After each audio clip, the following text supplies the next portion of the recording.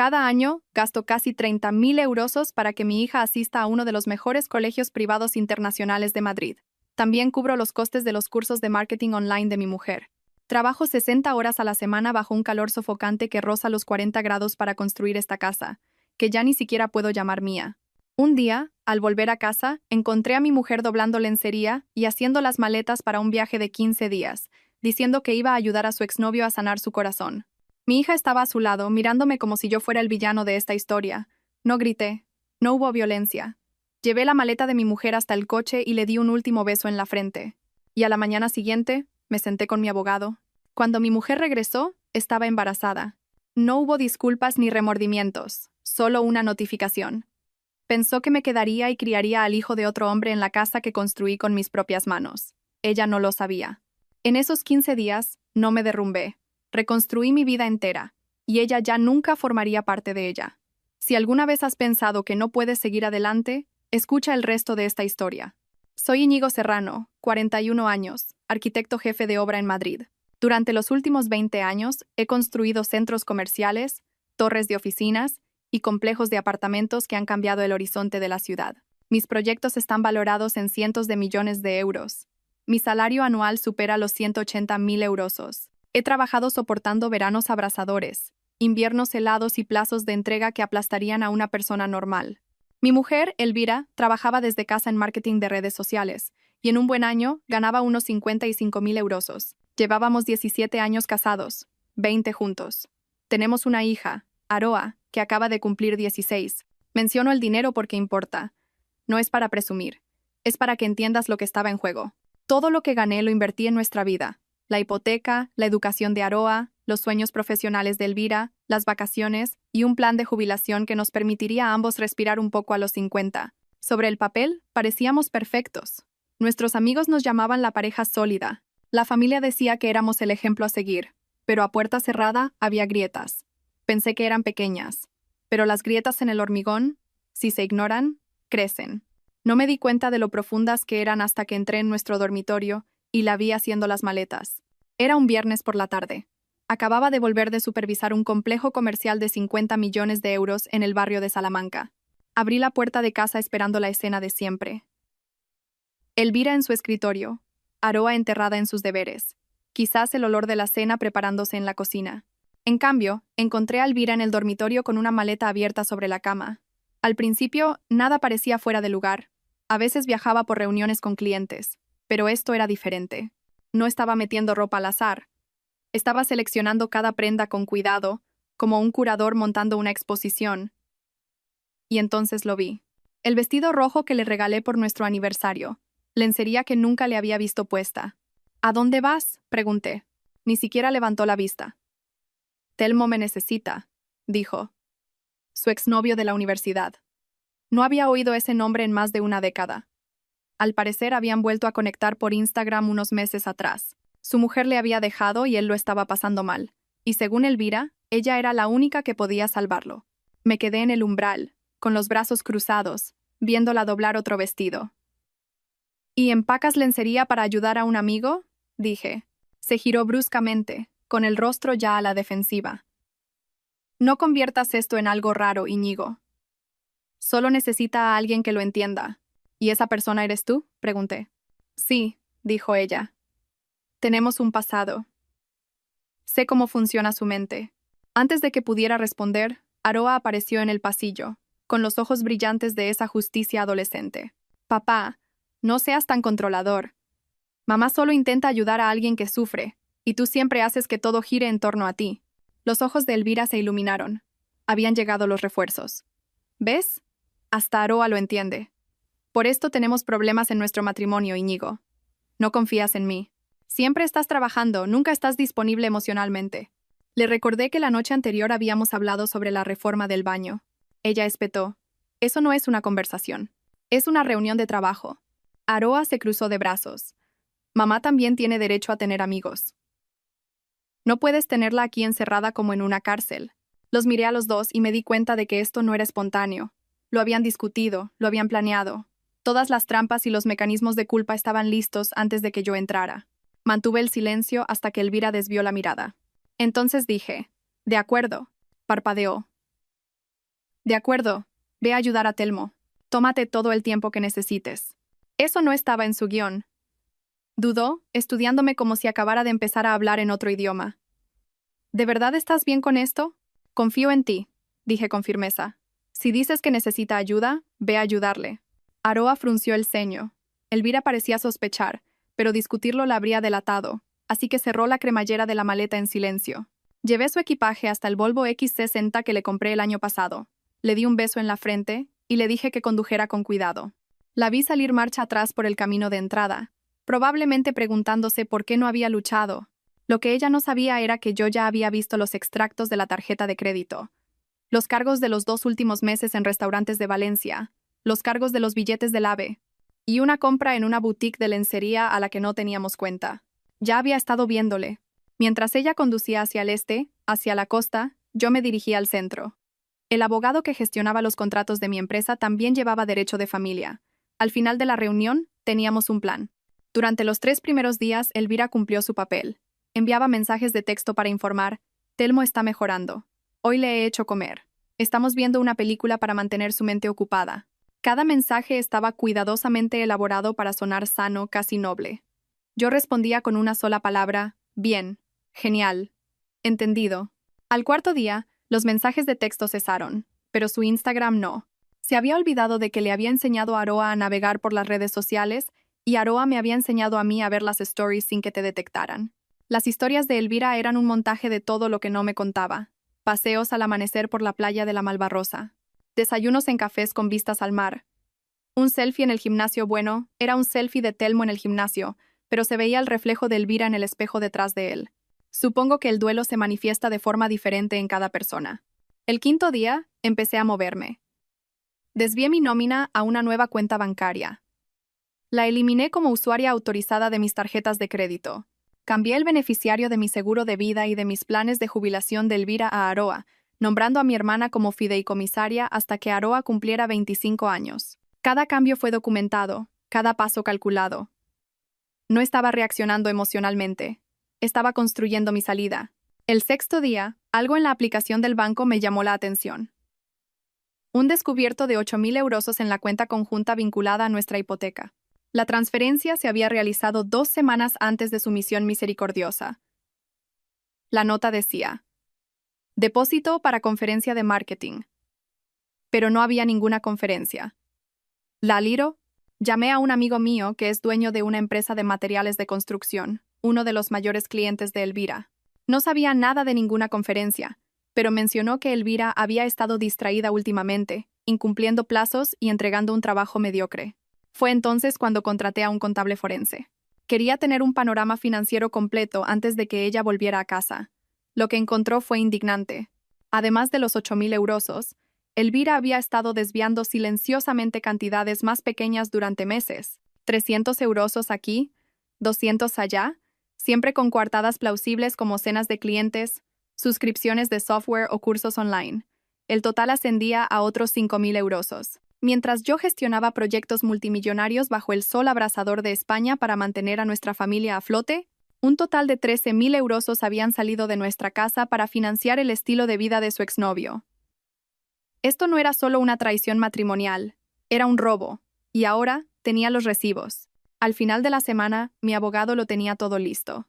Una demanda de divorcio redactada.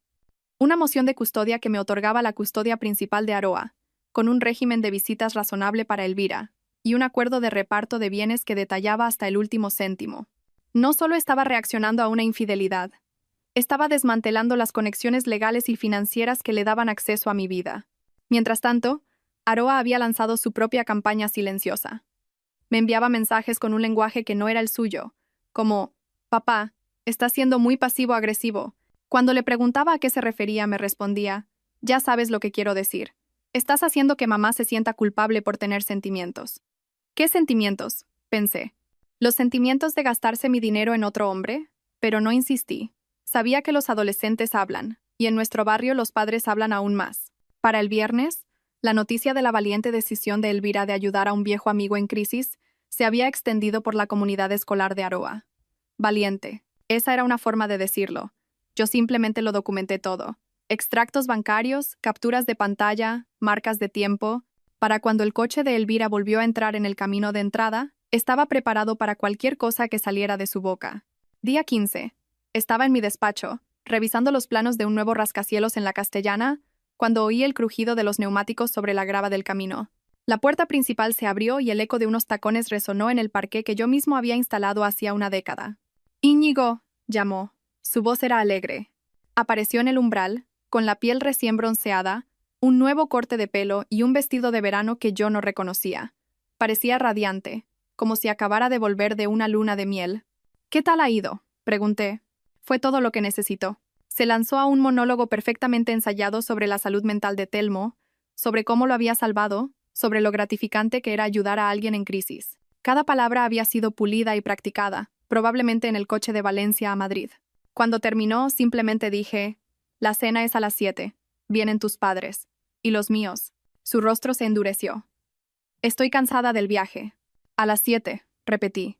No sabía que esta cena no era una bienvenida a casa.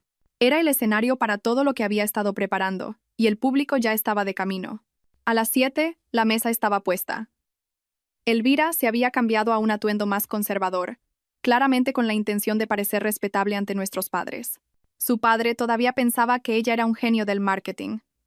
Su madre quería creer que el nivel de vida de Elvira provenía de sus propios ingresos, no de los míos. La cena comenzó de forma civilizada. Conversación ligera sobre el colegio de Aroa, el tiempo, mi último proyecto en la Castellana. Dejé que la conversación fluyera, que todos se acomodaran. Entonces Elvira se aclaró la garganta, dejó su servilleta sobre la mesa y dijo: «Tengo algo que deciros». Aroa sonrió levemente, como si ya lo supiera. «Estoy embarazada». Su madre jadeó. «¡Qué maravilla, Íñigo! ¡Felicidades!». «No es mío», dije, cortando el momento en seco. La habitación se congeló. El color desapareció del rostro de Elvira. «Es de Telmo», continué. Su padre se levantó de un salto, apoyando las manos en la mesa. «¿Qué demonios significa esto?». Elvira tartamudeó. «Papá, puedo explicarlo». «No, lo explicaré yo», dije, sacando mi teléfono. Les mostré las capturas de pantalla, los extractos de la tarjeta de crédito, la cronología. La prueba de que había estado con él durante meses. Nadie tocó la comida. Después de eso, la madre de Elvira empezó a llorar. Su padre parecía que iba a golpear una pared. Mis padres se sentaron en silencio, mirándome fijamente, esperando. Aroa miraba su plato, con la mandíbula apretada.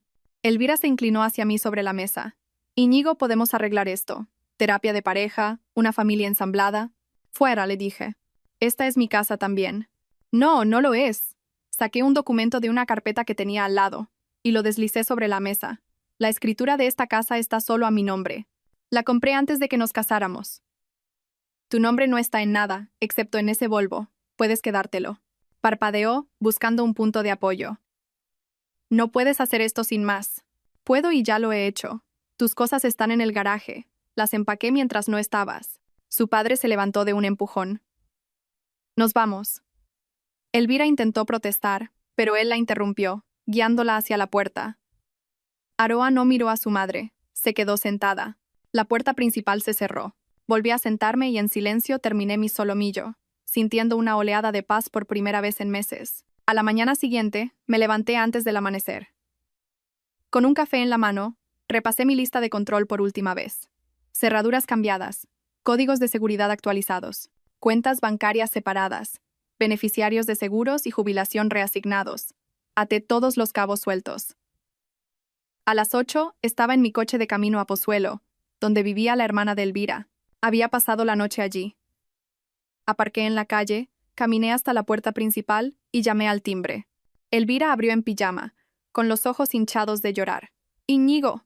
Le entregué un sobre. «La demanda de divorcio. Ya estás notificada». Rompió el sobre y hojeó los papeles. «Ya lo has». «Ya lo he hecho todo», dije. «El nombre y el número de mi abogado están al final.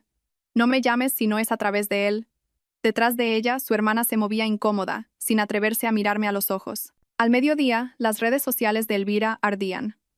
Publicó sobre el abuso emocional, sobre su viaje de autodescubrimiento, sobre tomar decisiones valientes.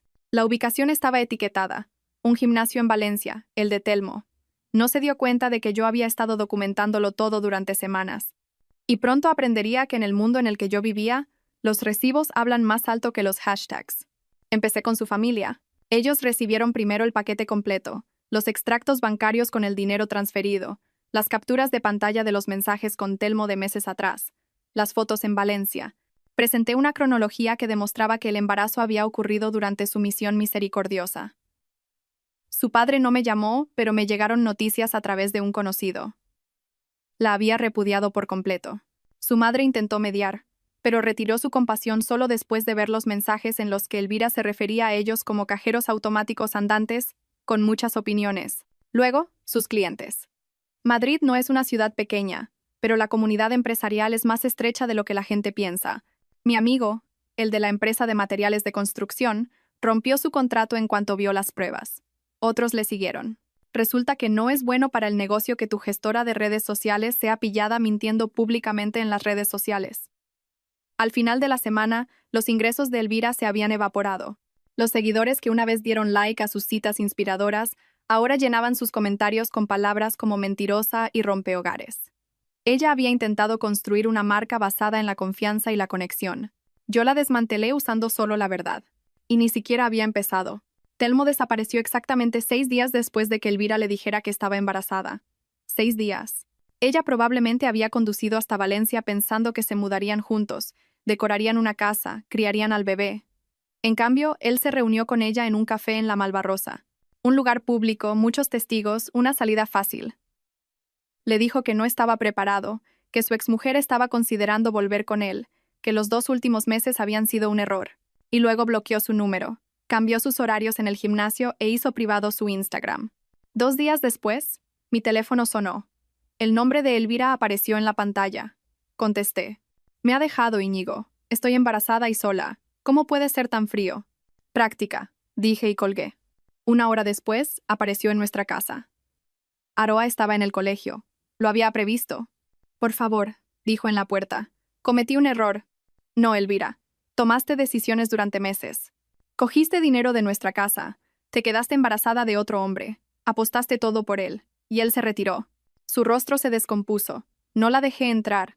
Cerré la puerta y la dejé llorar en el porche hasta que finalmente se marchó. Esa tarde Aroa volvió pronto del colegio. Vio el todoterreno de su madre alejarse por la esquina. Entró y preguntó, ¿estuvo mamá aquí? Sí, dije. Quería hablar. Aroa no preguntó sobre qué. Solo asintió, dejó su mochila y se fue a su habitación. Esa noche, durante la cena, ella sacó el tema. Mamá no para de mandarme mensajes. Dice que la has bloqueado y que intentas ponerme en su contra. Dejé el tenedor. Aroa, eres lo suficientemente inteligente como para formarte tu propia opinión. Pero recuerda esto. La gente te muestra quién es con sus acciones, y que sean familia no cambia eso. No respondió de inmediato. Luego, en voz baja, dijo. Me dijo que el tío Telmo era el padre del bebé.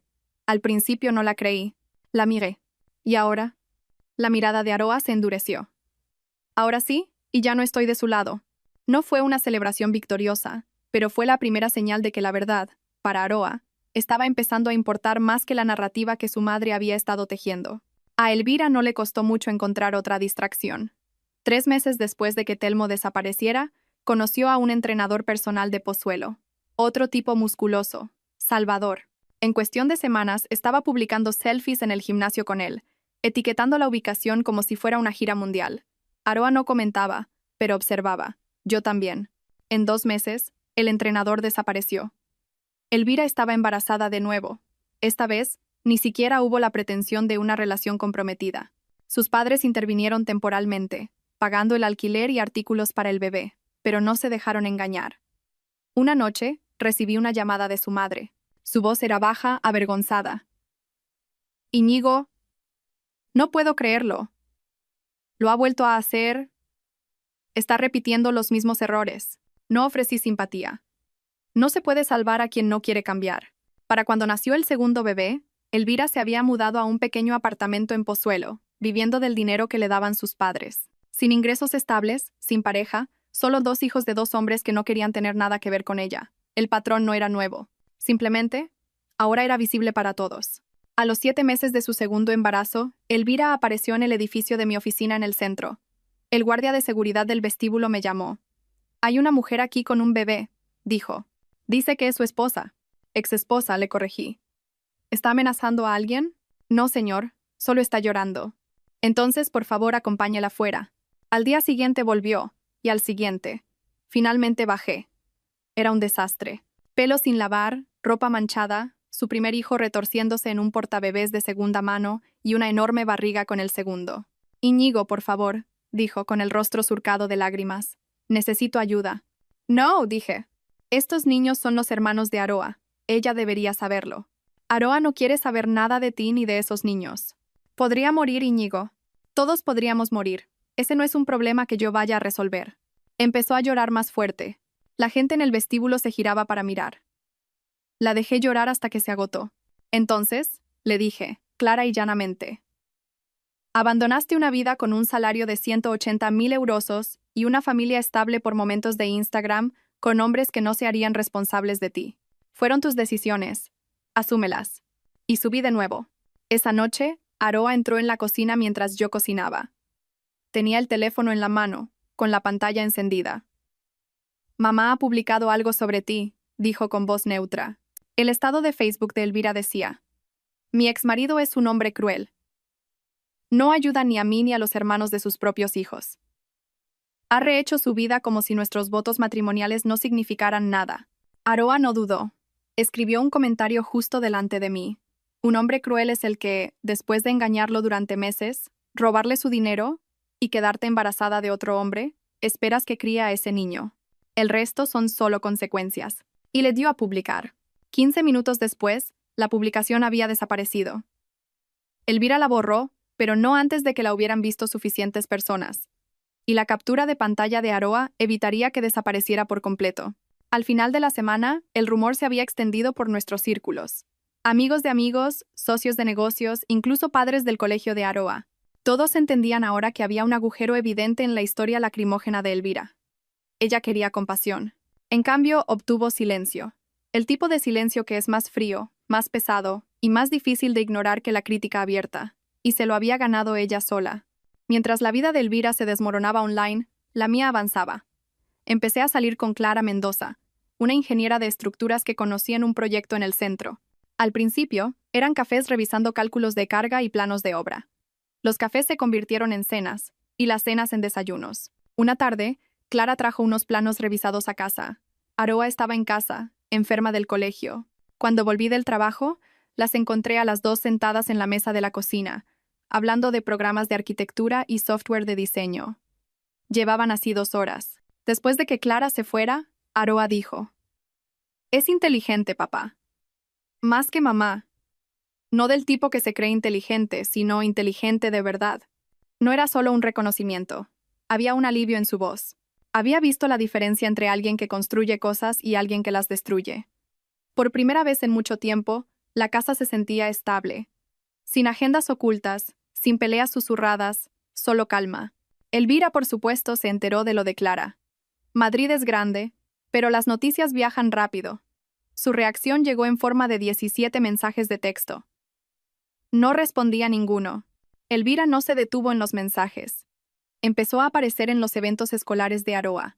Regatas de remo, ferias de ciencias, el baile de invierno, siempre con su primer hijo en un portabebés, con aspecto cansado y desesperado, y ya con el vientre hinchado por un tercer embarazo. Al principio, Aroa la ignoraba. Simplemente caminaba en otra dirección sin decir una palabra. Pero después del baile de invierno, llegó a casa visiblemente enfadada. Mamá intenta hacerme sentir culpable, dijo Aroa. ¿Funciona? Pregunté. No. Es irritante. Ella eligió a ese bebé antes que a nuestra familia. Ahora que es difícil, quiere compasión, pues que se aguante. Díselo, le dije. Ya lo he hecho, respondió Aroa. Se puso a llorar. Yo simplemente me fui.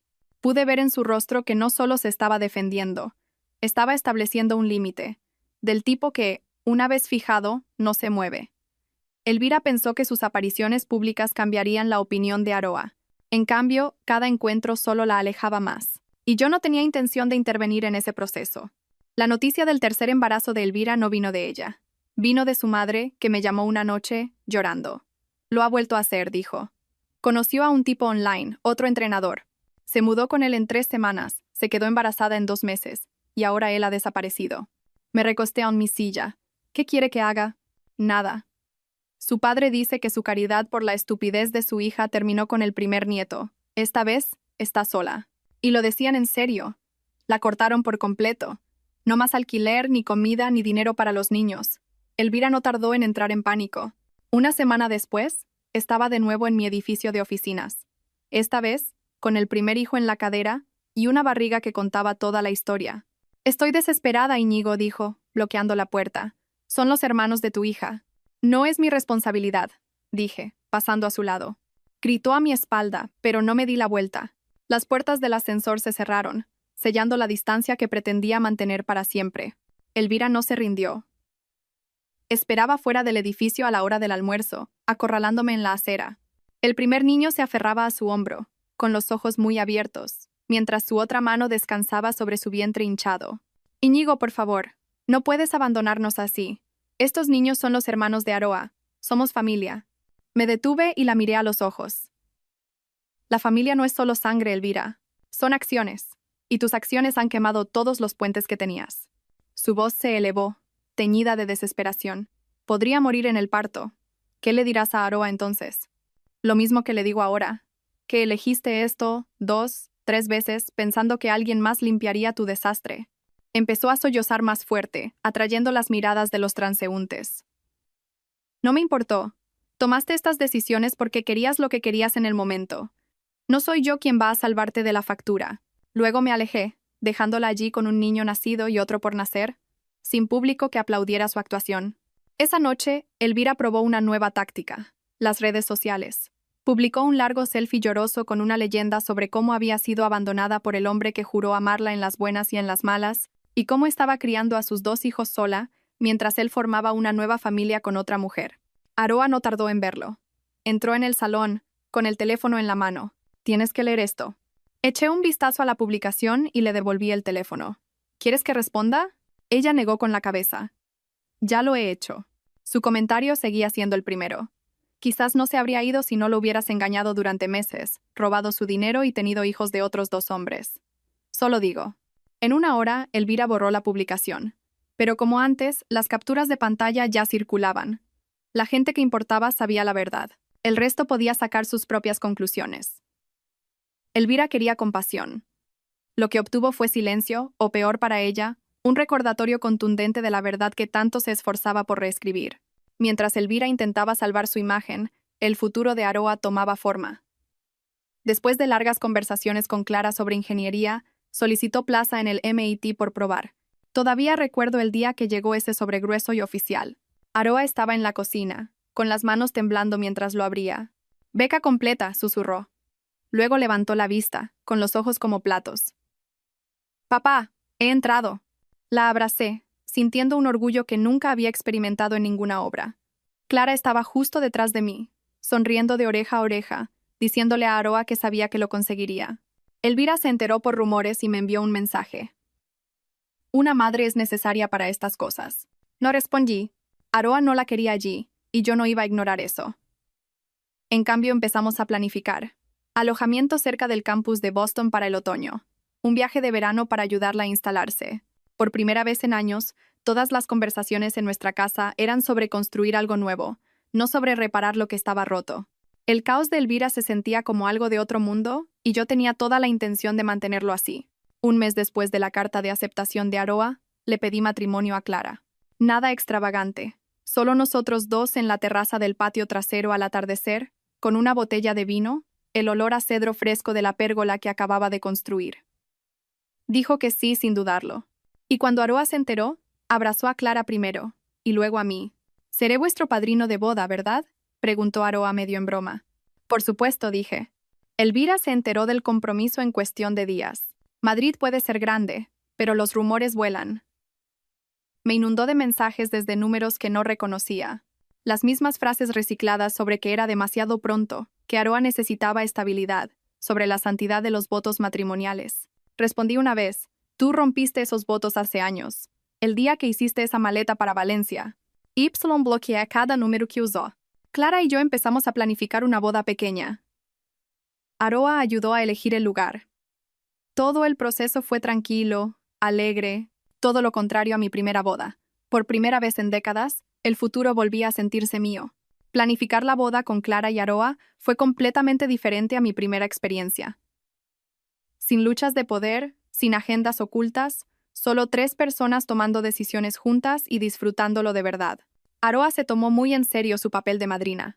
Eligió su propio atuendo, un traje azul marino a medida con una corbata plateada, y luego se dedicó a preparar un discurso que insistió en que ninguno de los dos veríamos hasta el día de la boda. Elvira, por supuesto, intentó meterse. Me llegó el rumor a través de conocidos de que estaba preguntando por la fecha, el lugar, si se permitían niños. No tuve que adivinar su plan. Aparecer sin ser invitada, armar una escena, intentar reescribir la narrativa en público. Fue Aroa quien lo detuvo. Mamá, no viene, papá. Ni siquiera le digas cuándo es. Y eso fue todo. Redujimos la lista de invitados y el lugar solo se reveló a quienes necesitaban saberlo. Elvira podía seguir inventando su historia online. La historia real, la nuestra, estaba a punto de dar un paso importante, y ella no estaría ni cerca. La mañana de la boda fue tranquila, casi serena. El lugar, una pequeña bodega en las afueras de la Comunidad de Madrid, estaba bañado por la luz. Clara se estaba preparando con su hermana en una cabaña contigua. Yo me quedé en la casa principal con Aroa, que estaba en la cocina, practicando su discurso en voz baja. «Vas a hacer llorar a todo el mundo, ¿verdad?», le pregunté. «Ese es el plan», dijo, sonriendo. Los invitados empezaron a llegar. Amigos cercanos, familiares, las personas que nos habían apoyado en todas las tormentas. Sin dramas, sin caras inesperadas. La ceremonia en sí fue sencilla. Mientras Clara caminaba hacia mí, la luz del sol se reflejaba en su pelo, y me di cuenta de que no solo me estaba casando con ella, estaba cerrando la última herida abierta de mi pasado. Aroa se mantuvo a mi lado, sólida como una roca, sonriendo mientras nos pasaba los anillos. Cuando el oficiante nos declaró marido y mujer, el aplauso se sintió como algo más que una celebración. Fue una validación. Era el universo diciendo: «Lo lograsteis. Construisteis algo mejor». Elvira nunca supo la hora, el lugar ni los votos que reemplazaron a los que ella había hecho añicos. Después de la cena, mientras las luces se atenuaban en el granero de la bodega, Aroa subió a un pequeño escenario. No parecía nerviosa, solo firme y segura. Ajustó el micrófono, nos miró a Clara y a mí, y sonrió. «Mi padre construye rascacielos», comenzó. «Pero su mayor proyecto de construcción fue reconstruir nuestra familia después de que alguien intentara demolerla». La sala se quedó en silencio. Mi padre me enseñó que unos cimientos sólidos se construyen con respeto, integridad y resultados, y que si lo haces bien, pueden soportar un terremoto. Se me hizo un nudo en la garganta. Clara me apretó la mano. Aroa me miró directamente. «Gracias por no derrumbarte. Gracias por mostrarme cómo es la fuerza. No ruidosa ni violenta, sino firme. Y gracias por elegir a alguien que nos eligió a nosotros». No había un ojo seco en la sala. Cuando bajó, la abracé tan fuerte que se rió. Ese discurso no solo cerró un capítulo, lo selló. No quedaba nada que Elvira pudiera distorsionar o llevarse. Éramos una nueva familia ahora. No teníamos intención de contarle a Elvira sobre la boda, pero las redes sociales lo hicieron por nosotros. Una semana después, vio las fotos que había publicado un conocido. Clara con el vestido, Aroa con el traje, yo con un anillo en el dedo. Esa noche empezaron los correos electrónicos y los mensajes de texto de números extraños, incluso una carta escrita a mano que apareció en mi buzón. Todas variaciones del mismo tema, que la estaba reemplazando, borrando nuestra historia, hiriendo a Aroa. Aroa leyó la carta antes que yo. De hecho, se rió. «Mamá de verdad cree que todo esto va sobre ella, ¿verdad?», dijo, devolviéndomela. «Supongo que en su cabeza, todo va sobre ella». Le pregunté si quería que respondiera. «¿Vale la pena el sello?», dijo. Así que no lo hice. Elvira había perdido el derecho a formar parte de nuestros momentos importantes hacía mucho tiempo. La boda solo lo hizo definitivo. Podía mirar desde fuera si quería, pero el paisaje nunca cambiaría. Ya no estaba en la foto. El abogado de Elvira finalmente envió su contraoferta: pensión alimenticia, la mitad de mis ahorros, una reclamación sobre la casa de Valencia que había comprado antes de conocerla.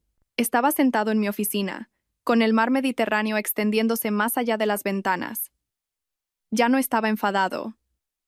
Solo estaba asombrado de hasta dónde estaba dispuesta a llevar su delirio. Pensé en los años en los que volvía a casa cubierto de polvo, con los músculos doloridos, todo para que ella pudiera publicar fotos con vestidos que ni siquiera había pagado. Ahora quería despiezar esa vida y llevarse las mejores partes. Mi abogado apenas miró los papeles y negó con la cabeza. El acuerdo prenupcial es hermético. La rechazamos. Me sorprendió. No estaba negociando por su supervivencia.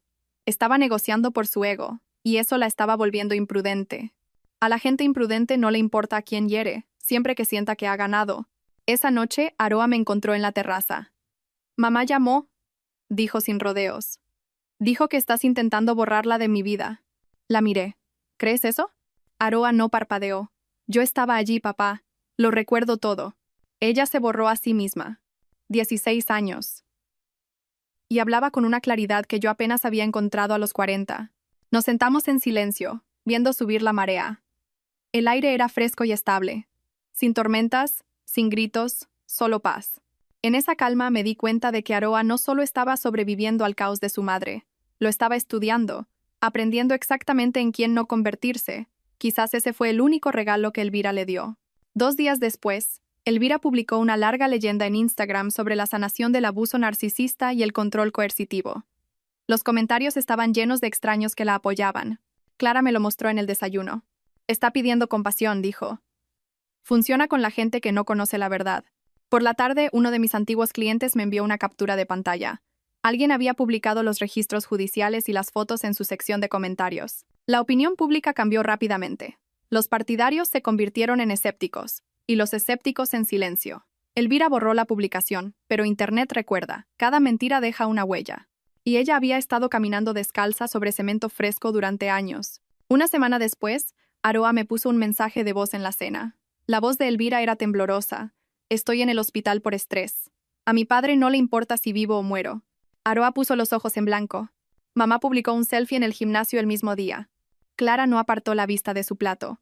Algunas personas usan la verdad. Otras usan filtros. No fue la mentira lo que me enfadó. Fue la intención. Elvira no solo estaba distorsionando los hechos, estaba usando la compasión como arma. En su mente, cualquiera que fuera inmune a ella no se estaba protegiendo. Era el villano de su guión. Una tarde, recibí un correo electrónico de una mujer de Oregón. Afirmaba haber conocido a Elvira en un grupo de Facebook para madres solteras y que estaba considerando ayudarla económicamente, pero decidió investigar un poco primero. Te busqué en Google, escribió, y tu nombre seguía apareciendo. Creo que encontré la verdad. Fue surrealista. El caos de Elvira había cruzado fronteras estatales, llegando a extraños que nunca conocería. Respondí cortésmente, agradeciéndole su contacto y aconsejándole que se quedara con su dinero. Cuando se lo mostré a Clara, ella simplemente negó con la cabeza. Incluso en el exilio, sigue intentando encontrar un escenario. Para fines de la primavera, las tácticas habituales de Elvira ya no funcionaban. Las publicaciones dramáticas, las llamadas en busca de compasión, las promesas de cambio, nada funcionaba. Su público o la había bloqueado o había visto a través de ella. Para mí era como ver a un mariscal de campo sin libro de jugadas, corriendo en círculos, esperando que algo funcionara. No celebraba sus fracasos, simplemente ya no invertía en su éxito. Ella eligió su camino mucho antes de que yo dejara de contestar sus llamadas. Y cuanto más me alejaba de su ruido, más me daba cuenta de que la paz no es algo por lo que se ruega. Es algo que se construye, ladrillo a ladrillo, hasta que tienes un muro que mantiene fuera el caos. Un subcontratista de un proyecto anterior pasó a dejar unos materiales. A mitad de nuestra conversación, dudó. Tu exmujer solicitó hacer las redes sociales para la boutique de mi esposa. Mantuve mi tono neutro. Espero que le vaya bien. Él rió incómodamente. Mi esposa la buscó en Google y encontró los documentos judiciales. Decidimos seguir con otro candidato. Esa noche se lo conté a Clara. Se sirvió una copa de vino. Se está quedando sin habitaciones en las que entrar, dijo. Y tenía razón. Elvira no solo estaba en la ruina. Se estaba quedando sin lugares donde fingir que no lo estaba.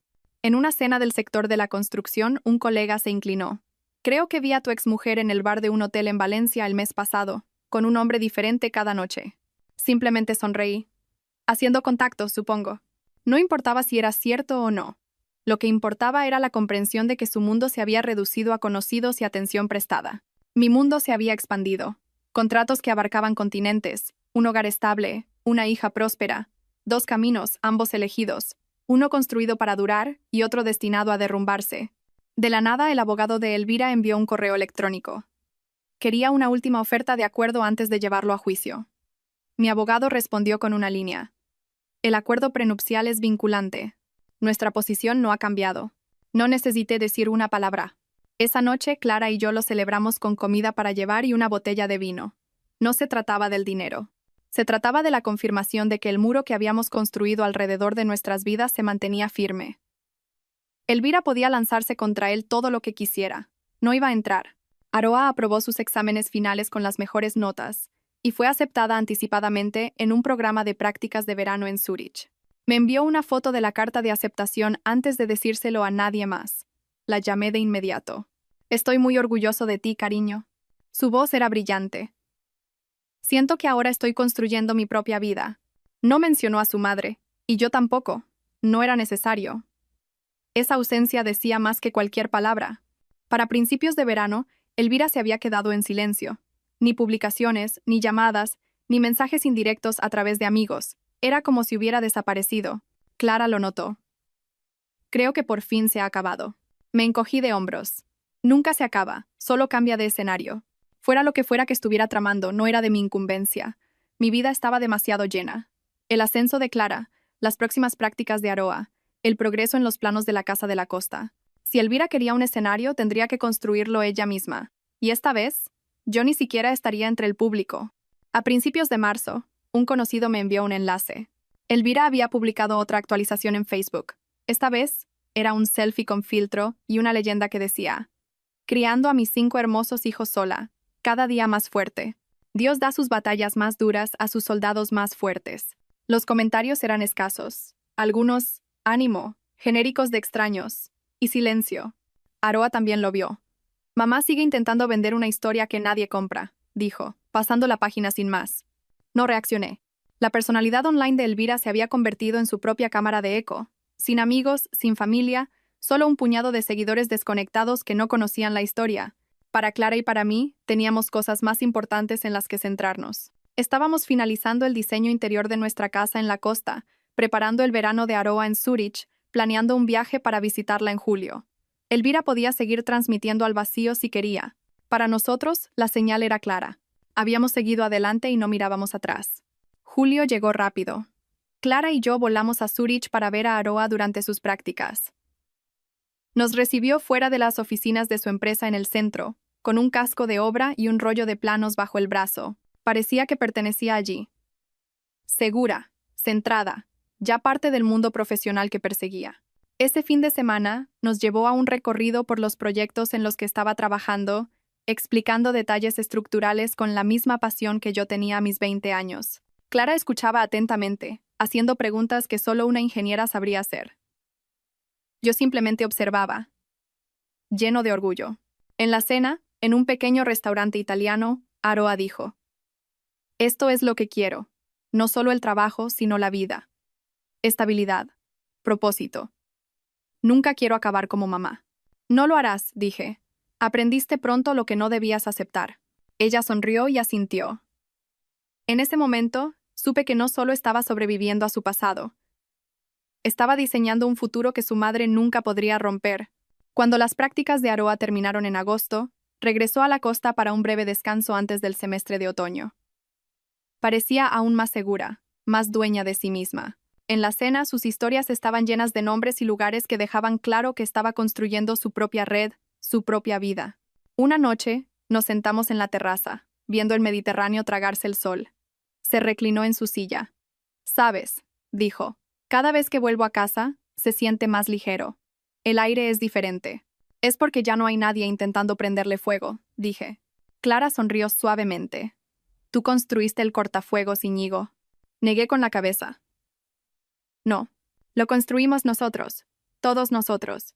Elvira seguía por ahí en alguna parte. Lo último que supe fue que estaba en Zaragoza, criando a sus hijos con diferentes apellidos y publicando medias verdades online. Pero su mundo ya no se cruzaba con el nuestro.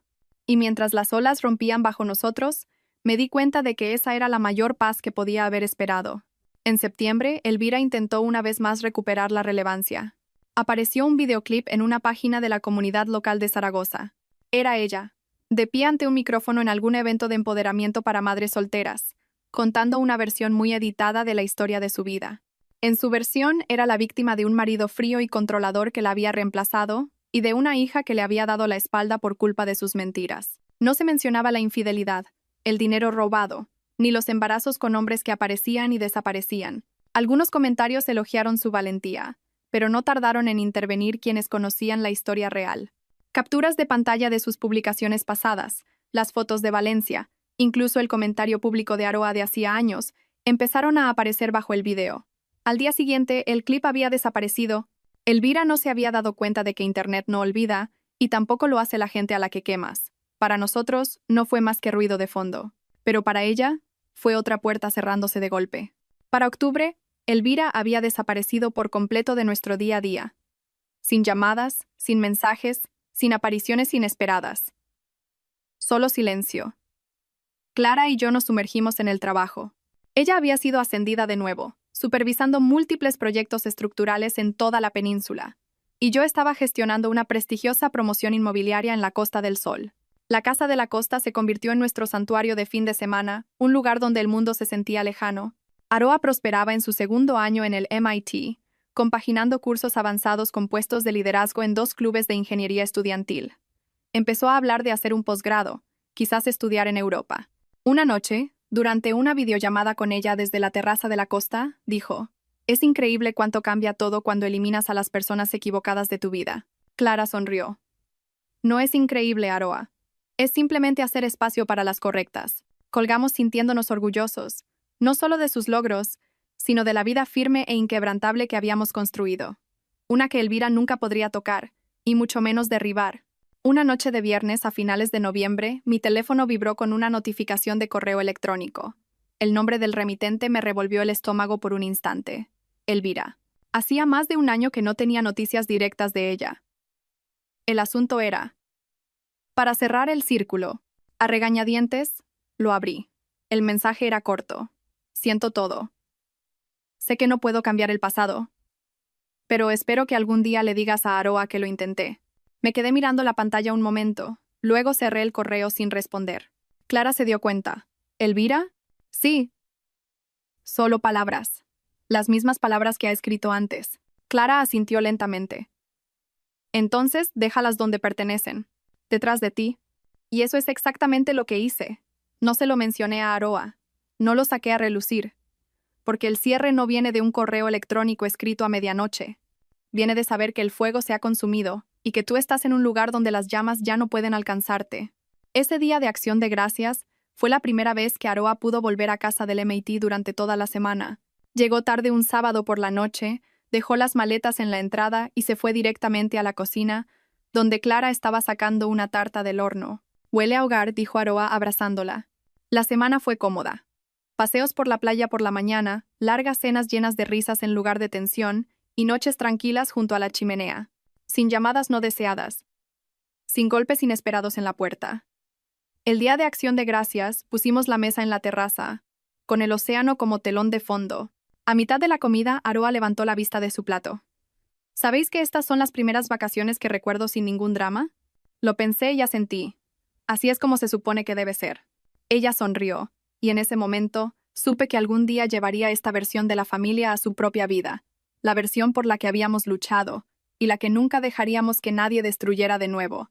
A principios de diciembre, mientras navegaba por LinkedIn, un nombre familiar apareció bajo personas que podrías conocer. Elvira. Había actualizado su perfil. Consultora freelance de redes sociales. Oradora motivacional. El titular decía: ayudando a las mujeres a reconstruirse después de una ruptura. La curiosidad me venció, e hice clic. Su feed era una mezcla curada de selfies con filtro. Citas inspiradoras vagas y vídeos en los que hablaba de superar relaciones tóxicas. Ni una sola vez reconoció su papel en la creación del caos. Por costumbre, revisé la sección de comentarios. Estaba casi vacía, solo algunos mensajes genéricos de «qué inspirador», «te extraños».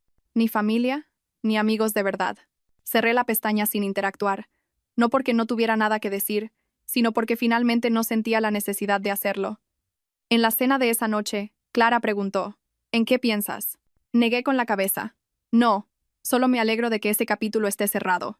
Y por primera vez, me di cuenta de que no solo estaba cerrado, estaba sellado permanentemente. Aroa llegó justo antes de Navidad, en su segundo descanso de invierno del MIT. Parecía mayor, no en años, sino en presencia. Más segura de sí misma. Pasó los primeros días en la cocina, poniéndose al día con Clara tomando un café.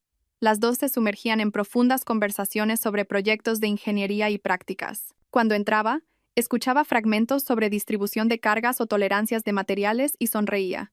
Aroa no solo estaba siguiendo mis pasos, estaba forjando su propio camino. Una tarde dimos un largo paseo por la playa. El aire era fresco, el sol bajo en el horizonte.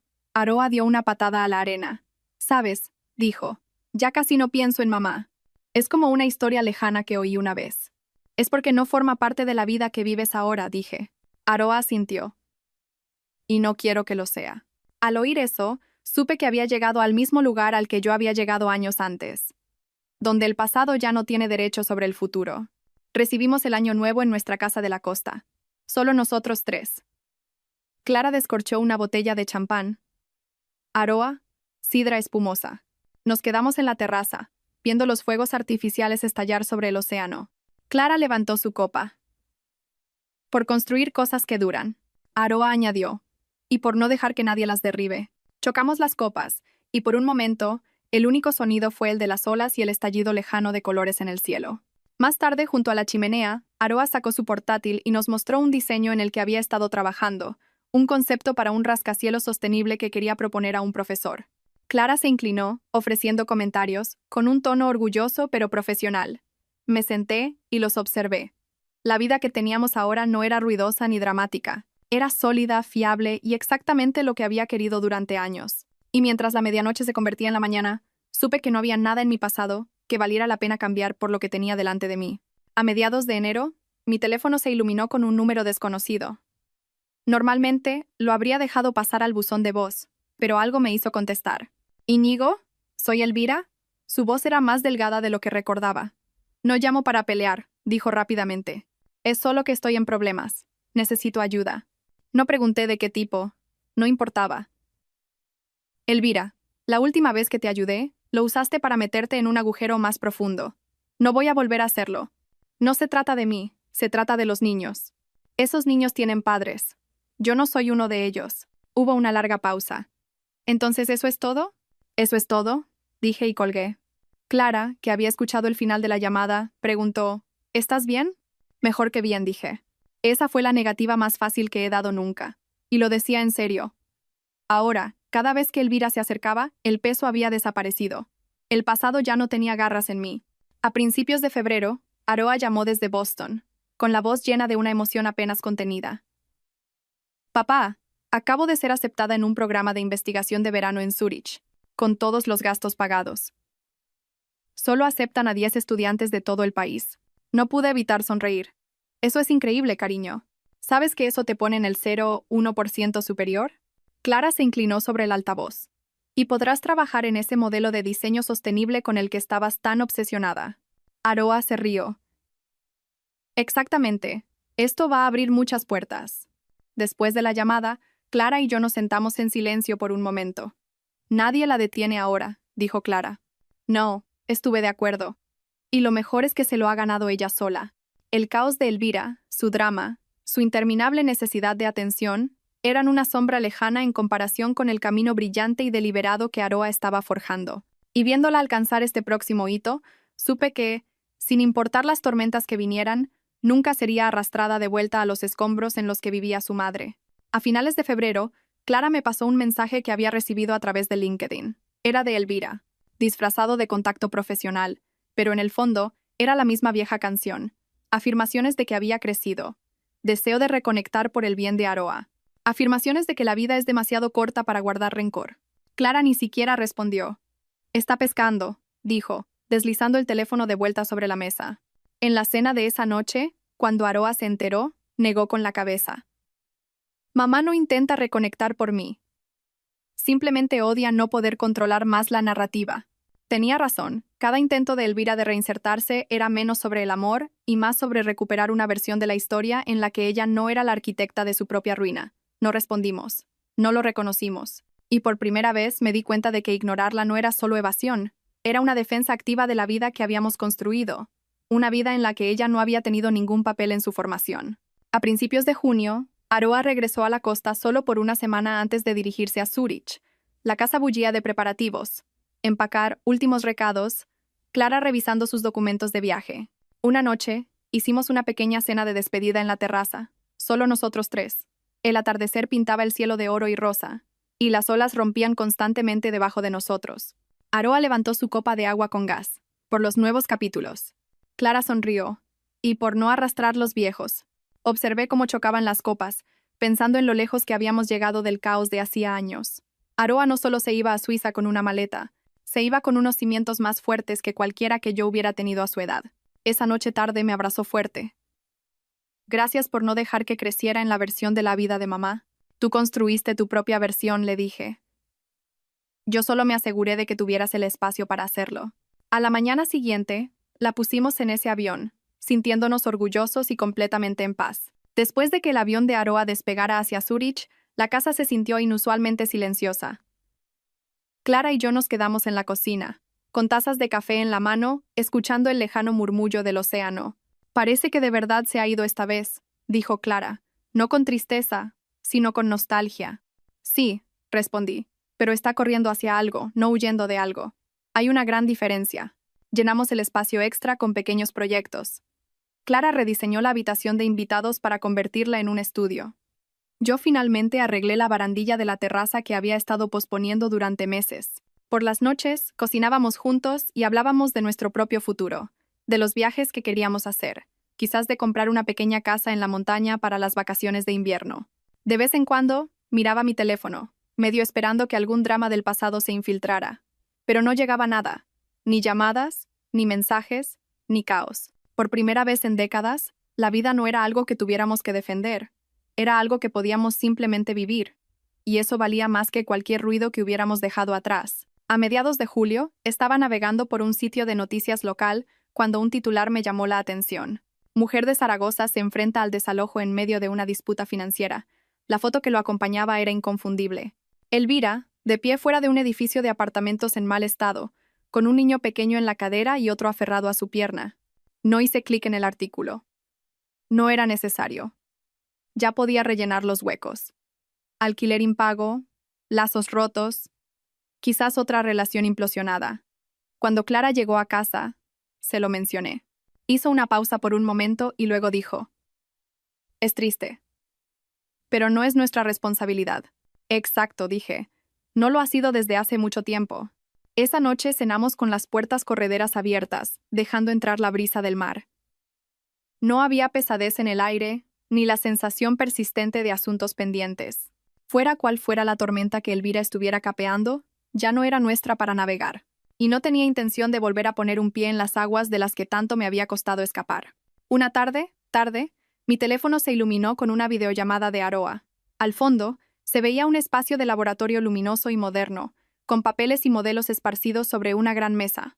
«Papá, tengo que enseñarte algo». Inclinó la cámara hacia una maqueta de un rascacielos.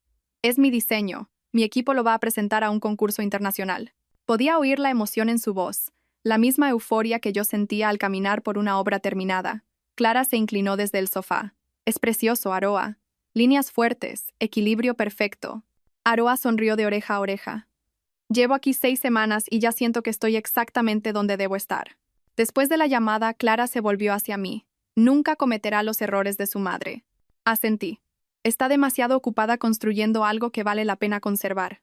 Fue entonces cuando me di cuenta. Nuestra mayor victoria no fue cortar a Elvira. Fue darle a Aroa una vida en la que nunca necesitaría dejar entrar a alguien como ella. Para finales de agosto, Clara y yo nos habíamos asentado en un ritmo que se sentía sin esfuerzo. Las mañanas comenzaban con un café en la terraza, con vistas a la vasta y tranquila extensión del océano. Las tardes eran para el trabajo, ella revisando planos en su despacho en casa, yo coordinando proyectos a través de videollamadas.